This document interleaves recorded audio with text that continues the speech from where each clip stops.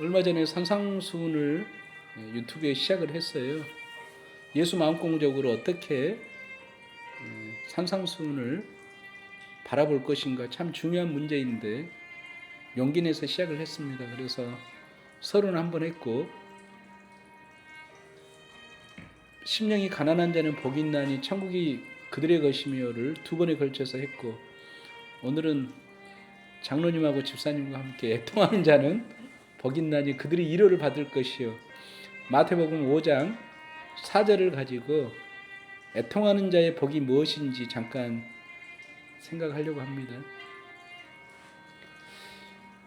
제가 서론에서 이야기했듯이 이 산상수훈, 특히 팔복은 이 땅에 썩을 양식을 위해서 구하는 무리들에게 주신 말씀이 아니거든요. 이미 천국을 가진 자, 그리스도의 제자에게 주신 말씀이 바로 산상수훈이고 특별히 팔복이에요.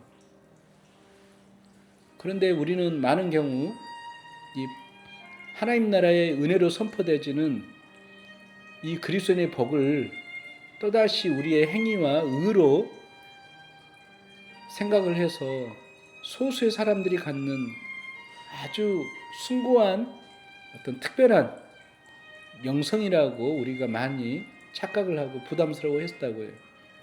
그런데 제가 아무리 성경을 보더라도 특별히 산상수훈과 팔복은 이미 은혜 가운데 하나님께서 우리에게 허락하신 정말 복되고 복된 복인 것 같아요. 그래서 심령이 가난한 자의 복을 잠깐 말씀드리자면, 우리는 심령이 가난해져야만이 천국을 소유하는 것처럼 말하지만 그것이 아니고, 이미 예수를 믿는 모든 성도들은 천국을 소유하고 하나님과 동행하는 복된 자리에 섰기 때문에 누구나 심령이 가난한 거죠. 심령이 가난하기 때문에 모든 것을 소유할 수 있는 거예요. 가장 위대하고 가장 광활하고 가장 드높은 충만한 천국을 가난하기 때문에 부요하게 산다고요. 가난한 자 같으나 모든 이들을 부요케 하고 아무것도 없는 자 같으나 모든 것을 가진 자의 이 사도 바울의 고백이 바로 심령이 가난한 자의 복이라 할 수 있겠죠. 애통하는 자의 복이 있다고 할 때는 우리가 애통이라는 말 때문에 이것 또한 부정적으로 바라보는 우리 목회자들과 신학자들과 성도들이 있어요. 분명히 주님께서는 우리의 신앙은 생명을 주러 왔다 그러고, 항상 기뻐해라 그러고, 범사에 감사해라 그러고, 수고하고 무거운 짐진 자들아 다 내게로 와라. 내 짐은 가볍고 내 멍에는 쉽다고 말하지만, 우리는 팔복까지도, 말 그대로 복까지도 우리는 애통이라고 하는 말을 이 말에 붙들려서 너무 무거운 짐으로 또는 너무 부정적인 의미로 이 복을 접근하는 경향이 있어요. 그러나 예수 마음공적으로 보면 꼭 그런 것 같지는 않아요. 애통이라는 말이 헬라로 보면 펜데오거든요. 펜데오라는 것은 단순한 슬픔을 말하기보다는 아주 깊은 슬픔, 그러니까 제가 비유로 말하자면 아주 귀한 독자를 가진 어머니가 있는데 사고로 아들을 잃은 거예요. 그 어머니의 전부인 아들을 잃었을 때 갖는 그 슬픔, 아주 존재적이고 본질적인 슬픔을 말하겠죠.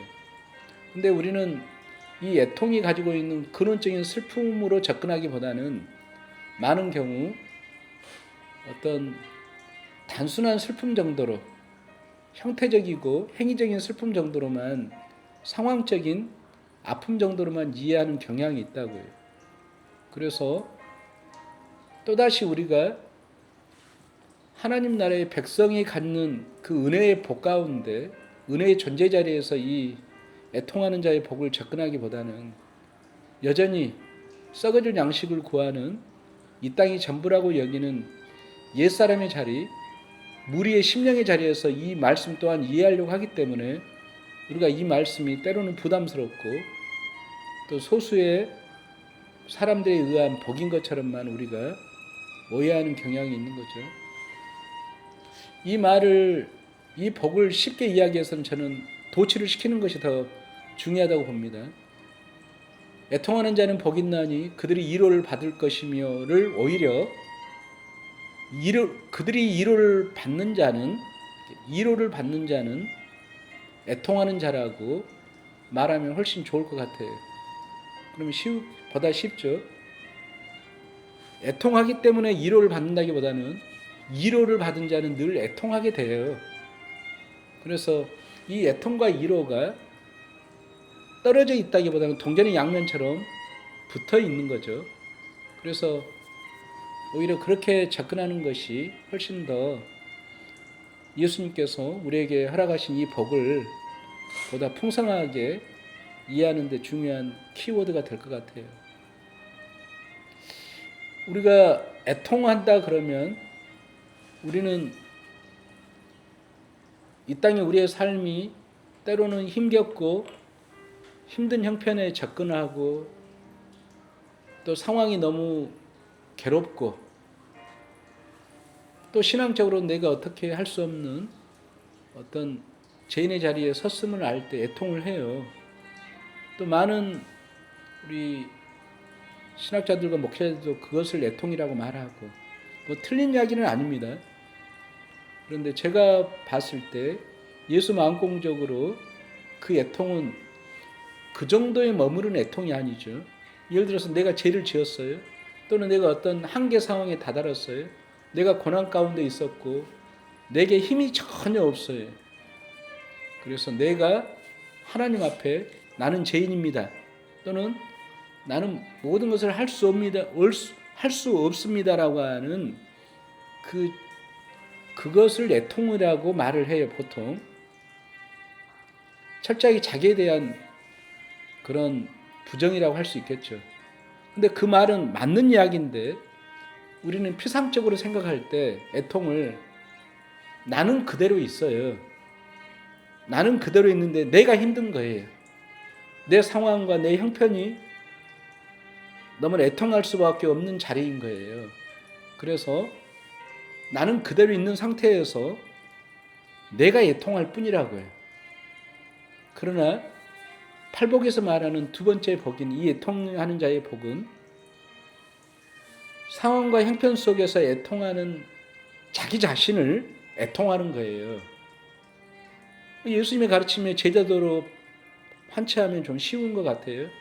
애통한다는 것은 애통하는 나를 십자가에 못 박는 것이 진정한 애통이죠.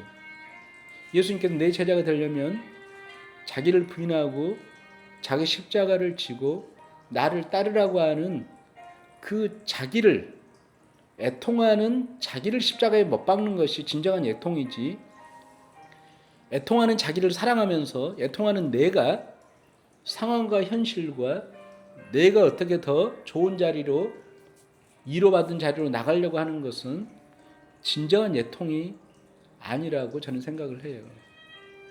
그래서 아까 제가 펜데오라고 하는 이 애통이라는 이 단어를 제가 설명을 할 때 단순한 슬픔이 아니라 존재적이고 근본적인 슬픔을 말하는 거죠. 그러면 존재론적인 슬픔이죠.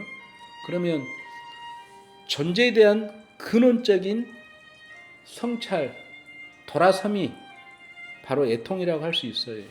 이걸 좀 보다 다른 방식으로 이야기한다면 회개라고 말할 수 있을 것 같아요. 회개. 근데 우리 많은 그리스도인들이 회개를 금방 애통의 개념처럼 내가 있는데 내가 죄를 지어요. 내가 다시 하나님 앞에 회개를 하는 거예요.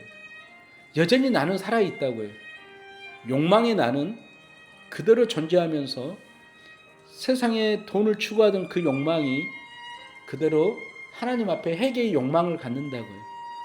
근데 애통은 그 돈을 추구하던 것을 하나님을 추구하는 애통이나 회개가 아니고 하나님과 내가 동떨어져 있다고 하는 이 분리된 자, 에고를 나라로 여기기 때문에 생겨나는 이 죄와 애통함을 본질적으로 깨트려 보고 애통하는 나를, 회개하는 나를 십자가에 못 박는 것이 진정한 애통이고 회개라고 할 수 있어요. 이런 비유로 들을 수 있을 것 같습니다. 우리가 부산으로 가는 기차를 탄다고 탔는데 알고 봤더니 서울로 가는 거예요, 이 기차가. 그러면 우리는 그동안 회계를 어떻게 생각했냐? 부산 방향을 향하여 가던 기차에 부산을 향해서 좌석에 앉아 있는데 이걸 알았어요. 우리는 회계를 어떻게 하느냐? 기차의 좌석을 돌리는 거예요, 서울 방향으로. 그래서 또는 서울 방향으로 걸어가는 거예요. 1호차에서 2호차로 이렇게 서울 방향으로 걸어 나간다.